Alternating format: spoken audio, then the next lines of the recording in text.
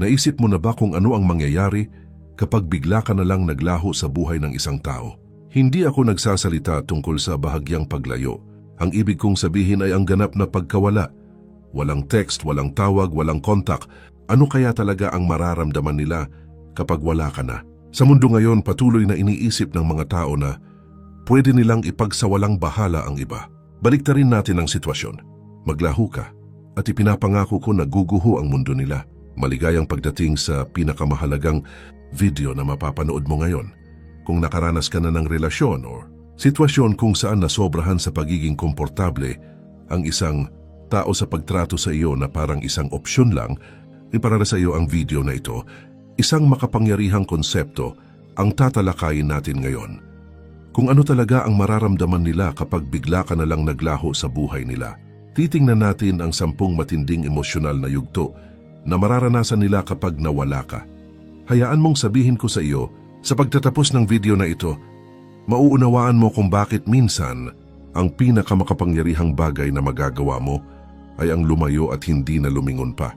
Kung handa ka ng tuklasin ang iyong halaga, kung handa ka ng hanap-hanapin ka nila ng sobra, mag-iwan ng komento sa ibaba na may mga salitang tapos na akong maging opsyon dahil pagkatapos nito, hinding-hindi ka na magiging opsyon pa. Manatiling nakatutok hanggang sa dulo dahil may bonus na ika-10 emosyonal na yugto pa silang madarama, isang bagay na tiyak na hindi mo gustong palampasin. Kung handa ka ng baguhin ang tingin nila sa iyo magpakailanman, panoorin ang video na ito hanggang sa dulo. Ngayon, magsimula na tayo. Number 1. Ang kirot ng pagka-reject dito, magsisimula ang lahat, ang kirot ng pagka-reject. Hindi nila inasahan na maglalaho ka, hindi talaga. Sa isip nila, palagi ka lang nandoon. Ikaw yung nagbigay ng pagsisikap, yung gumawa ng mga plano, yung nagmalasakit. Ikaw yung taong pwede nilang asahan. Hanggang sa hindi na, kapag naglaho ka, para kang binato ng ladrilyo na hindi nila nakita na paparating. Malamang narinig mo na ang kasabihang, hindi mo alam ang halaga ng isang bagay hanggat hindi ito nawawala. Iyan mismo ang mangyayari kapag naglaho ka. Hayaan mong linawin ko ito. Kapag inalis mo ang sarili mo sa buhay nila, hindi lang ito tungkol sa pisikal na pagkawala. Ito ay tungkol sa pagkuha pabalik ng lahat ng kinakatawan mo, ang ginhawa, ang pag-apruba, ang patuloy na pagiging available. Nararamdaman nilang na-reject sila, ngunit hindi ito mababaw na pagka-reject. Ito ay isang malalim at personal na kirot dahil sa unang pagkakataon napagtanto nilang wala silang kontrol sa iyo. Ayaw aminin ng mga tao, ngunit kapag alam nilang may isang taong palaging nandoon, sinisimulan nila itong tratuhin na parang safety net. Nagiging opsyon ka, hindi prioridad. Kapag naglaho ka, bigla mong hinila ang safety net na yan sa ilalim nila. At doon nagsisimula ang pagpanik. Para itong free-falling, akala nila pwede ka nilang ipagsawalang bahala. At bigla naiwan silang nagtataka, paano ko hinayaan na mangyari ito? Paano ako nawalan ng kontrol? Ang kirot ng pagka-reject ay tumatama ng mas matindi kapag ikaw ay naging madaling kalingain. Ipinagpalagay nilang karaniwan na lang ang pag-ibig at presensya mo. Inakala nilang palagi ka lang nandoon anuman ang gawin nila. Ito ang tunay na kabalintunaan. Akala nila nagbibigay lang sila sa iyo ng mumo, ngunit sa katotohanan, ikaw ang nagpapanatili ng relasyon. Ito ang kailangan mong maunawaan kung gusto mong maramdaman nila ang kirot ng pagka-reject. Hindi mo sila pwedeng bigyan ng babala. Huwag mong sabihin sa kanila nga alis ka. Huwag kang magbigay ng ultimatum at tiyak na huwag kang humingi ng atensyon nila. Umalis ka na lang. I-ghost mo sila. Kapag naglaho ka ng walang paliwanag, mas matindi ang tama dahil hindi nila ito nakita na paparating. Pinuwersa silang magnilay sa kanilang mga aksyon, ngunit malakas din nitong sinasabi sa kanila na tapos ka na sa pagiging binabastos. Kapag lumayo ka, huwag kang lumingon pa. Mararamdaman nila ang pagka-reject at maniwala ka sa akin, tatama ito sa kanila sa paraang hindi nila inaasahan. Ang taong akala nila ay kontrolado nila, ang taong palaging nag-iistay anuman ang mangyari, ay umalis na. Hayaan mo silang harapin ang resulta ta number 2. Ang kawalan ng pagkamis sa iyo dito na ito, nagiging kawili-wili. Matapos kumalma ang kirot ng pagka-reject, nagsisimula na silang makaramdam ng iba pa, kawalan. Hindi nila inakala na mamimiss ka nila, diba? Sa katunayan, malamang kinumbinsi nila ang sarili nila na hindi sila magmamalasakit kung umalis ka. Ay kung aalis sila, magmo-move on na lang ako, inisip nila. Pero ano ang mangyayari kapag naglaho ka na talaga? Sinisimulan nilang maramdaman ang kawalan, void, at hindi lang ito basta-bastang kawalan. Ito ay ang uri ng pagkawalang kumakain sa kanila. Ginagawa nila ang pang-araw-araw na gawain na palagi nilang ginagawa, ngunit may kulang. Dito nila napagtanto na ikaw ang nagdagdag ng kahulugan sa buhay nila. Ikaw ang nagdala ng enerhiya, init, at emosyonal na katatagan. Kung wala ka, tila walang kulay ang lahat. Alam mo, kapag ipinagsawalang bahala ka ng isang tao, ipinapalagay nilang bahagi ka lang ng likuran. Ipinapalagay nilang mapapalitan ang dinamika ninyong dalawa. Ngunit ito ang katotohanan. Walang sino man ang makakapagdala ng dinadala mo sa buhay nila. Maaaring subukan nilang punan ang kawalan ng iba, ngunit hinding-hindi ito magiging katulad. Nagdala ka ng natatanging enerhiya, isa na nagpadali, nagpasaya, at nagbigay katuparan sa kanilang buhay.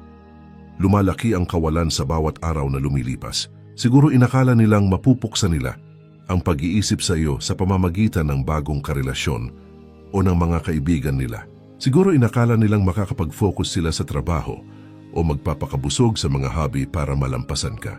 Ngunit hulaan mo, nananatili ang kawalan na yan, nagpapaalala sa kanila ng nawala sa kanila.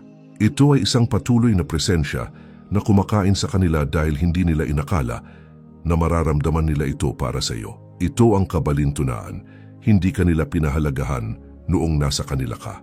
Inakala nilang may mas maganda pa silang mahahanap o baka inakala nilang palagi ka lang nandoon. Ngunit sa sandaling umalis ka, nagbabago ang lahat. Nagsisimula nilang mamiss ang maliliit na bagay, ang mga pag-uusap, ang tawanan, ang paraan mo ng pagpapadama na naiintindihan sila. Ito ang mga maliliit at pang-araw-araw na sandali na bigla nilang hinahangad. Ngunit wala ka na para ibigay ang mga ito. Kapag naglaho ka, siguraduhin mong gagawin mo ito sa paraang walang puwang para mahanap ka nila. I-block mo sila sa social media, burahin ang numero nila, at gawin itong imposible para sa kanila na aksidenteng kumustahin ka. Kapag mas napagtanto nilang hindi ka nila maabot, mas lumalalim ang kawalan na yan sa bawat pag-iisip nila sa iyo at pagtatangka nilang makipag-ugnayan ngunit walang bakas mo, lalaki ang kawalan. Hayaan mo silang umupo sa kawalang yan at tandaan ito. Hindi pinahahalagahan ng mga tao ang mayroon sila hanggat hindi ito nawawala. Hayaan mo silang mamiss ka.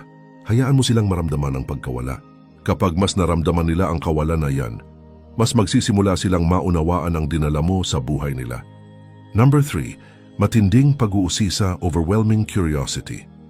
Sa puntong ito, lubog na sila sa kawalan at nagsisimula na silang maging desperado. Sumisipa ang pag-uusisa at ito ay matindi. Ang malaking tanong sa isip nila ay, nasaan na sila? Ano na ang ginagawa nila? Sino ang kasama nila?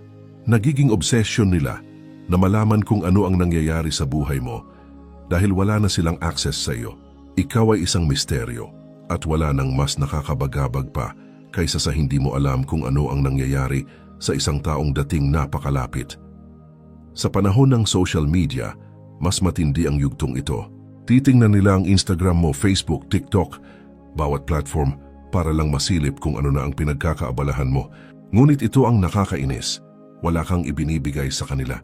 Nagdilim ka. Walang updates, walang stories, walang posts, wala. At ito ang nagpapabaliw sa kanila. Bakit? Dahil ayaw ng mga tao sa hindi alam. Sa sandaling naglaho ka, nagwawala ang isip nila sa dami ng tanong. Dito pumapasok ang kanilang insecurity. Nagsisimula silang magtaka. Naka-move on na ba sila? May nakikita na ba silang iba? Mas masaya ba sila kung wala ako? Hindi nila kayang tiisin ang hindi pagkaalam, kaya't nagiging fixated sila sa paghahanap ng sagot. Dito sila maaaring makipag-ugnayan pa nga sa magkakaparehong kaibigan ninyo. Sinusubukang kumuha ng impormasyon tungkol sa iyo. Magtatanong sila, ngunit masyadong mapagmataas para aminin na nagmamalasakit sila. Nakakalungkot talagang makita ang isang taong akala nila ay hindi ka nila kailangan, ngayon ay gumagawa ng paraan para lang malaman kung ano ang ginagawa mo. Ang totoo, ang pag-uusisa ay isang makapangyarihang emosyon. Kapag hindi makuha ng isang tao ang mga sagot na gusto nila, pinupuno ng isip nila ang mga puwang. Magsisimula silang isipin na may kasama kang iba. Iniisip kang mas masaya at mas kontento nang wala sila. at ang pag-iisip na iyon ay kumakain sa kanila araw-araw. Nagiging obsesyon ito mula sa pag-uusisa. At ito ang pinakamagandang bahagi. Mas kaunti ang alam nila, mas gusto nilang malaman. Ikaw ang nagiging isang bagay na hindi nila maiwasang isipin. Upang paigtingin ang kanilang pag-uusisa, kailangan mong maging isang multo, mawala ka ng tuluyan.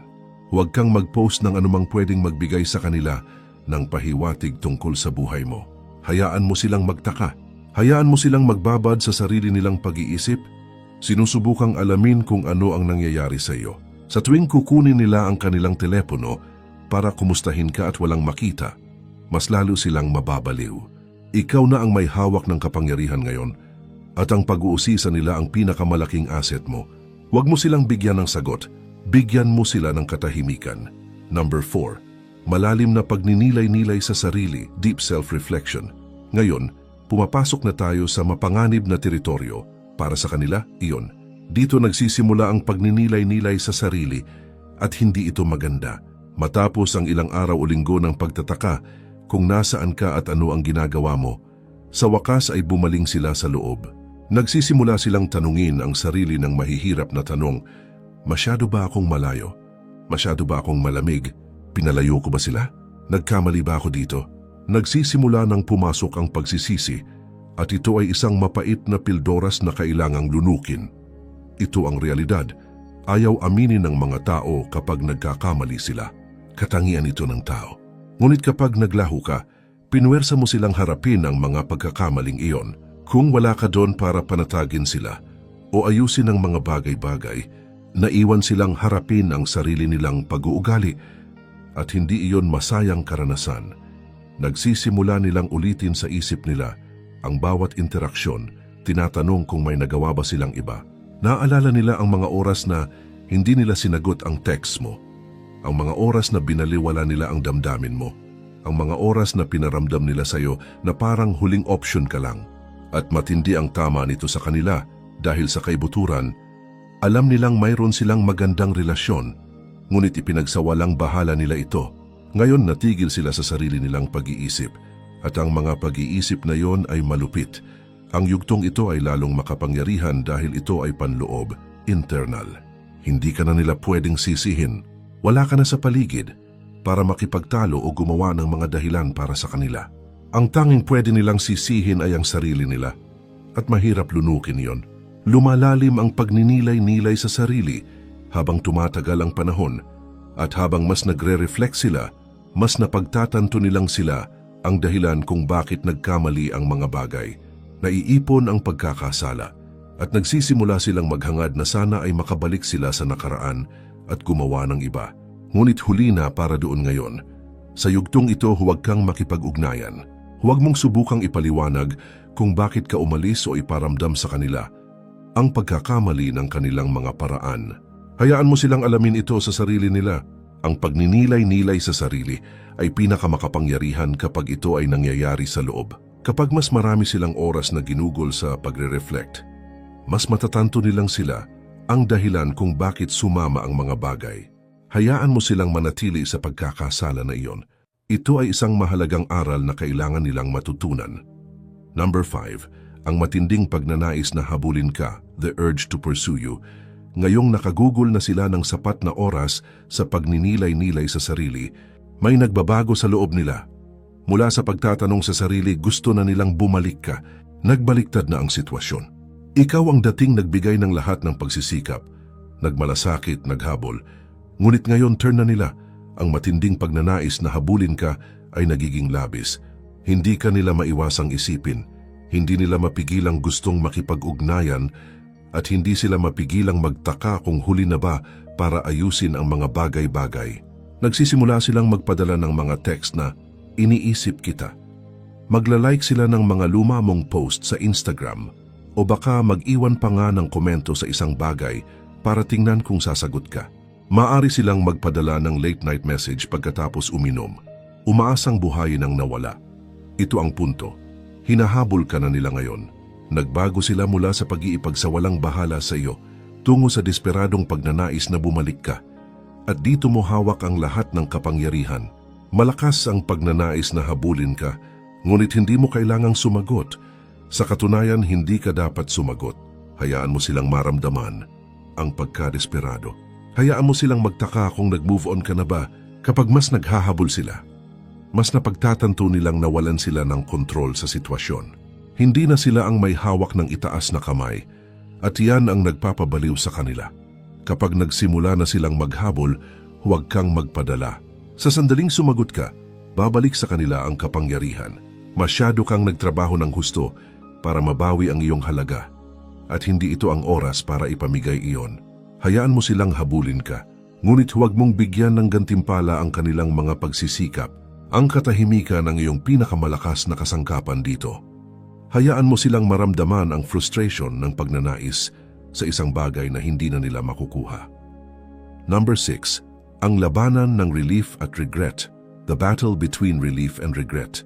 Kapag una kang naglaho, maaari silang makaramdam ng panandaliang ginhawa, relief. Iyon ang paunang pakiramdam ng kalayaan. Sinasabi nila sa sarili nila, sa wakas, hindi ko na kailangang harapin sila at baka maging masaya pa sila tungkol dito. Ngunit ito ang tungkol sa tinatawag na kalayaan na iyon, isa itong ilusyon, nakakakilig sa una. Ngunit mababaw at panandalian. Lumalabas sila, nakikipag-hangout sa mga kaibigan nila, nag-swipe right ng ilang beses at sa isang sandali iniisip nilang magiging ayos ang lahat.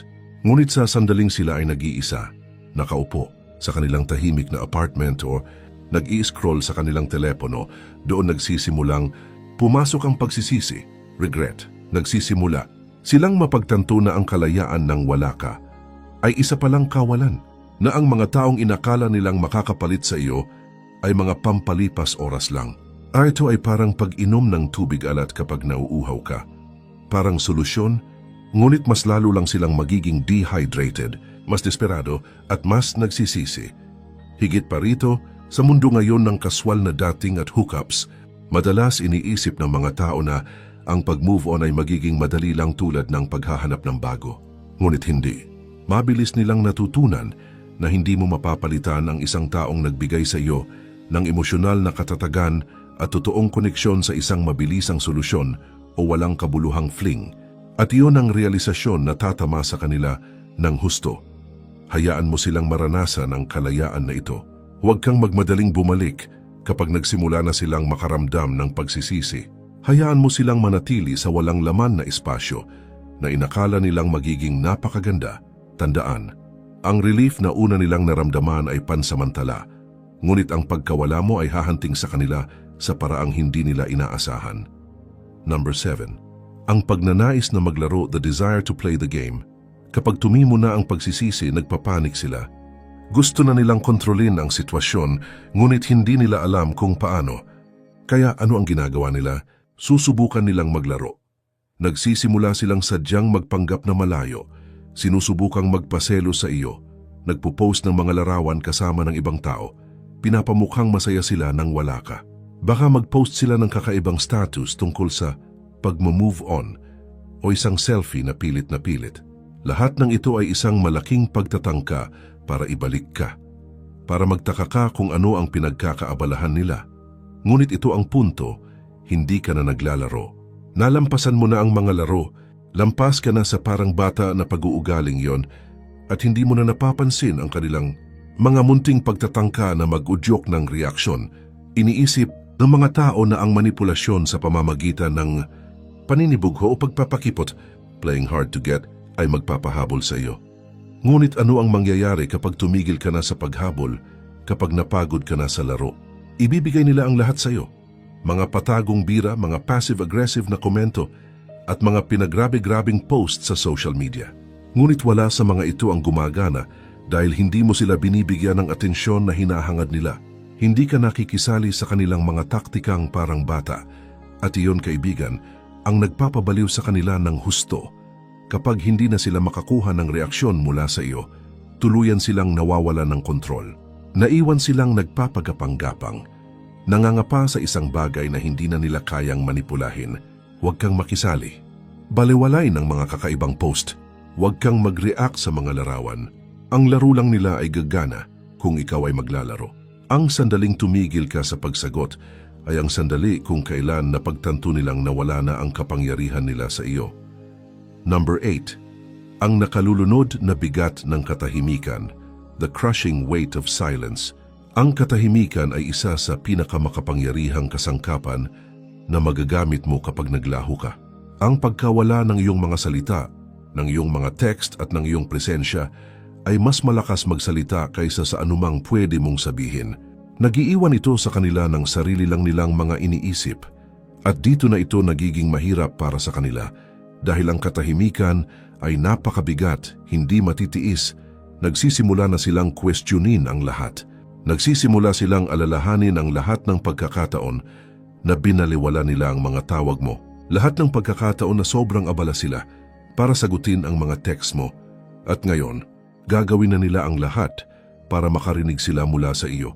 Ang katahimikan ay parusa para sa isang taong sanay na may kontrol. Inaasahan nilang makikipag-ugnayan ka. Inaasahan nilang magtatanong ka kung ano ang mali o magmamakaawa para sa paliwanag. Ngunit ano ang mangyayari kapag hindi mo ginawa? Ano ang mangyayari kapag naglaho ka?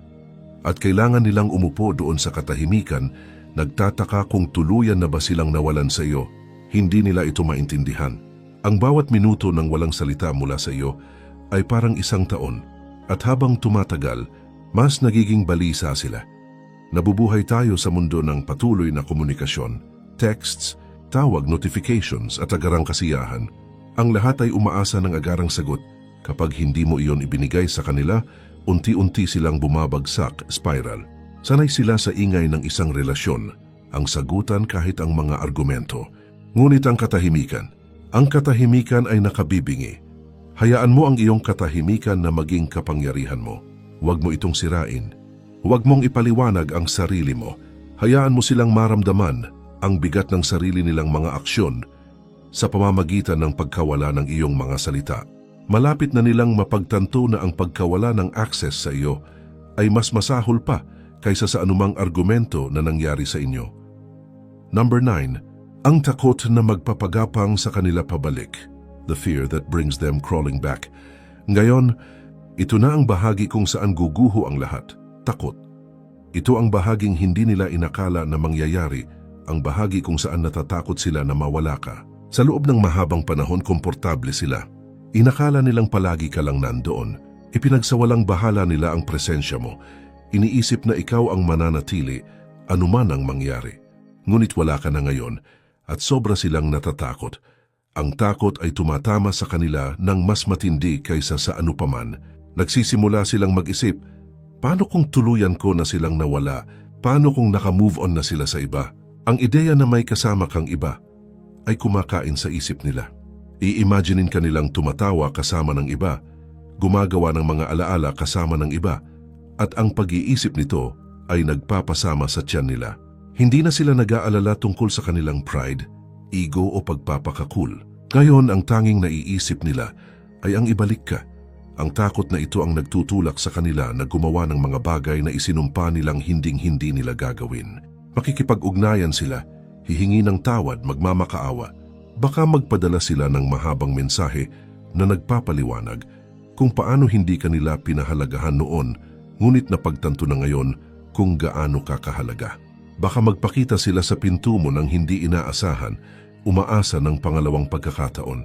Anuman ang gawin nila, ito ay minumotibasyon ng isang bagay. Ang labis na takot na tuluyan ka na nilang nawala, ngunit ito ang katotohanan. Sa oras na maramdaman nila ang takot na iyon, wala ka na. Naka-move on ka na. Natagpuan mo na ang iyong lakas at kalayaan at hindi mo na sila kailangan. Ang kanilang takot ay totoo, ngunit huli na. Kapag nagpagapang-gapang sila pabalik, huwag mo silang bigyan ng pangalawang pagkakataon dahil lang sa natatakot sila. Hayaan mo silang harapin ang kahihinatnan ng kanilang mga aksyon. Naka-move on ka na at kailangan nilang matutunan na hindi ka isang opsyon na dapat ipagsawalang bahala. Number 10. Ang realisasyon ng emosyonal na kalayaan ang iyong tagumpay. Dito na umiikot ang lahat, ang realisasyon ng sarili mong emosyonal na kalayaan, emotional independence. Kapag naglaho ka, hindi ka lang lumalayo sa kanila. Lumalakad ka patungo sa sarili mong kalayaan, sa sarili mong emosyonal na kaliwanagan at sa sarili mong kapayapaan. Sa maraming relasyon, masyado tayong nabibigyan ng pansin sa pagpapasaya sa ibang tao at sa pagpapatunay ng ating halaga na nakakalimutan na natin ang sarili nating mga pangangailangan. Nakakalimutan nating may kapangyarihan tayong pumili, lumayo at humingi ng mas mahusay para sa sarili natin. Ngunit kapag naglaho ka na at nabawi mo na ang iyong sariling espasyo, nagsisimula ka ng makita ang mga bagay ng malinaw. Hindi mo na kailangan ng pagpapatunay nila. Hindi mo na pinapansin kung ano ang iniisip nila, kung ano ang nararamdaman nila, o kung ano ang gusto nila. Napagtanto mong hindi nakatali ang kaligayahan mo sa kanila. At iyan ang pinakamakapangyarihang bagay na mararanasan mo. Ito ang emosyonal na kalayaan mo. At ito ang pinakamagandang bahagi. Nararamdaman din nila ito. Napagtanto nilang hindi ka na ang parehong tao na nakilala nila. Mas malakas ka na ngayon, mas matalino, at mas kumpiyansa. Nararamdaman nila na nalampasan mo na sila, na hindi mo na sila kailangan para maramdaman mong kumpleto ka. Dito na tuluyang nagbaliktad ang sitwasyon. Nakatigil sila sa parehong lumang patterns, ngunit nag-evolve ka. Nakawala ka na sa siklo ng validation, at ngayon wala nang halaga ang opinyon nila. Angkinin mo ang iyong emosyonal na kalayaan. Huwag kang bumalik sa lumang gawi. Huwag mo silang bigyan ng kasiyahan sa pag-iisip na may kontrol pa rin sila sa iyong kaligayahan. Lumampas ka na dyan at yan ang pinakamalaking tagumpay mo.